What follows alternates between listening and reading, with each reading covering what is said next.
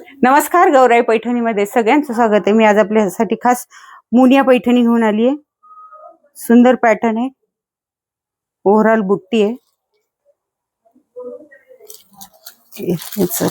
पल्लू पण खूप छान आहे बघा।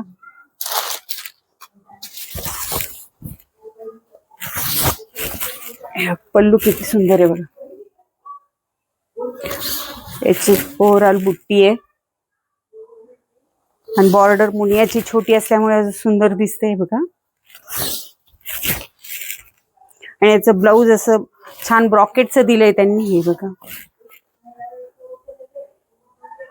एका सुंदर असं सिरियल मध्ये ही साडी नेसली, हा कलर आहे बघा, तुम्ही पहा, त्याच्यात सुंदर दिसते।